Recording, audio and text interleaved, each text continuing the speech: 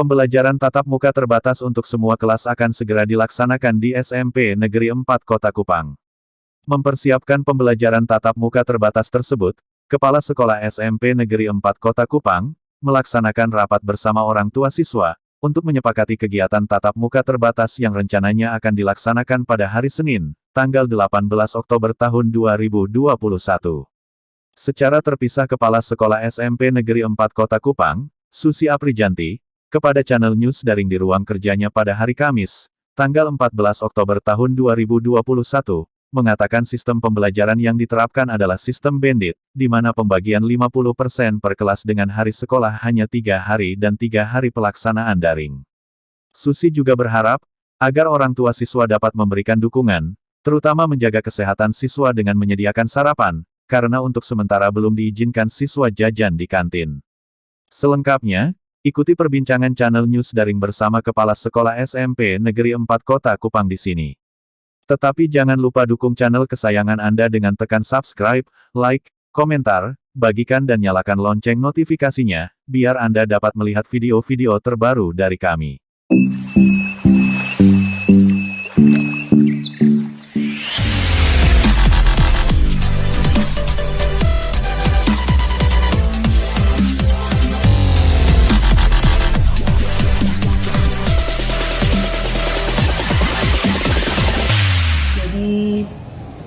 Persiapan proses pembelajaran tatap muka terbatas ini kami sudah dinilai dan kami sudah dinyatakan layak. Ada beberapa komponen di SMP 4 yang dinilai, itu salah satunya syaratnya itu guru-guru itu harus sudah divaksin. Jadi kalau guru tidak divaksin tidak boleh mengajar. Jadi kami guru di sini sudah 99% sudah divaksin semua. Hanya satu itu karena memang gangguan kesehatan.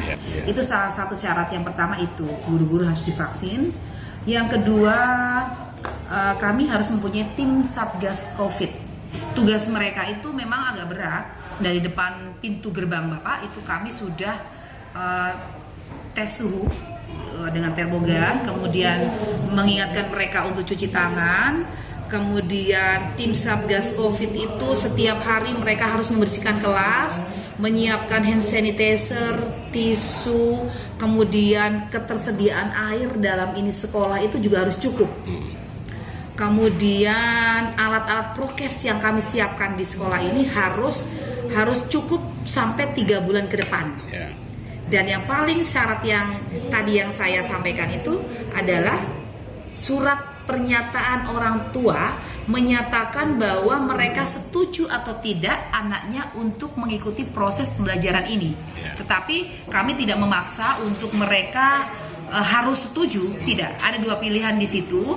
Apabila mereka tidak setuju pun silahkan melingkar di surat pernyataan itu dan menandatangani di atas meterai.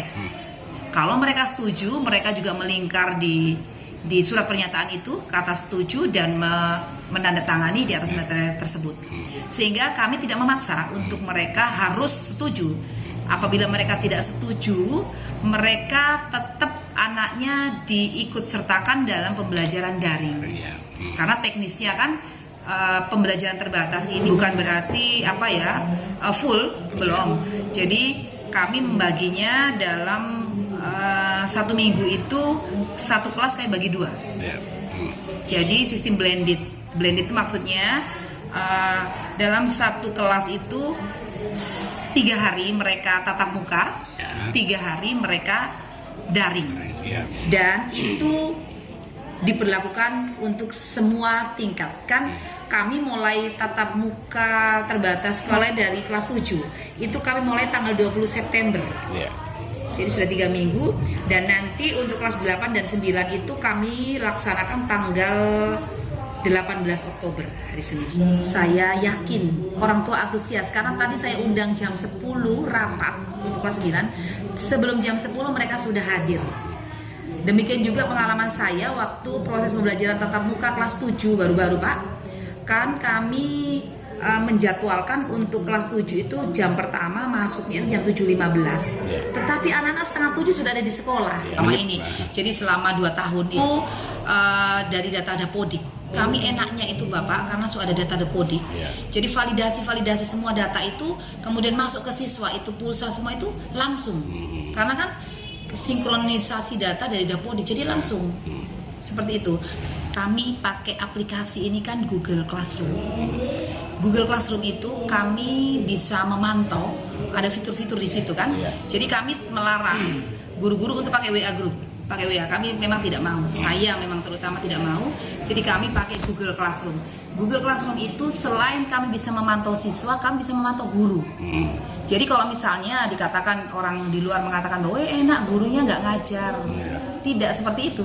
Kalau kami bisa ada rekod, ada rekaman yang memang kami bisa merekam, kami bisa melihat.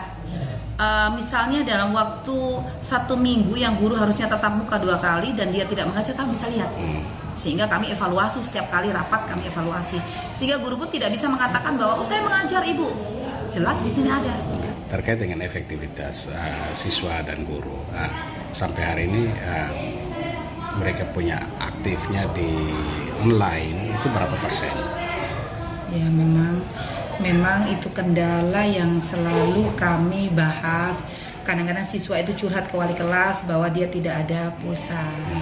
Jadi begini, untuk COVID itu memang penilaian kami itu selalu pakai hati nurani, pakai kebijakan selama 2 tahun ini. Jadi untuk masalah tadi saya sempat bilang kan sistemnya sudah Merdeka Belajar, jadi tidak ada mengukur siswa itu harus tuntas. Sekarang tidak. Sehingga saya omong ke Bapak Ibu guru, untuk proses kita agak keras dalam arti bukan berarti membunuh mereka punya tidak seperti itu. Tetapi tidak mengingatkan mereka terus. Mengingatkan mereka terus, ayo kerja tugas, ayo dengan cara apa. Tetapi kalau misalnya memang tidak bisa, ya kebijakan hati nurani. Harapan Ibu terhadap siswa-siswi? Harapan saya pertama harapan kepada anak-anak ya. Anak-anak saya harap bisa menjaga kesehatan, patuh prokes sehingga pandemi cepat berlalu lah. Itu harapan saya sehingga proses pembelajaran tatap muka itu bisa normal. Saya hanya berharap itu. Saya hanya berharap pandemi ini cepat berlalu. Tentunya anak-anak harus patuh prokes.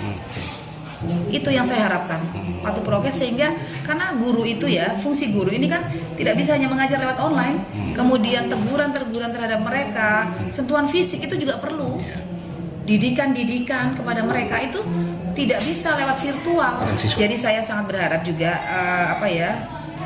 dukungan terhadap orang tua juga bisa membantu kami.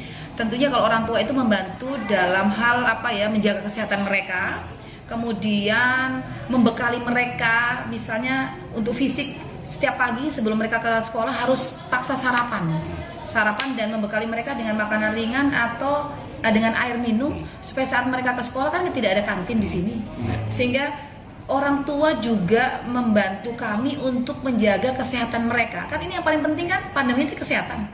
Sehingga harapan saya pandemi cepat berlalu. Kalau di sekolah, tim Satgas Covid kami akan menjaga betul-betul mereka dengan prokes yang ketat, sehingga nantinya mereka tidak ada klaster baru di sekolah. Itu yang saya harapkan. Baik. Terima kasih banyak Bu buat waktu dan kesempatannya.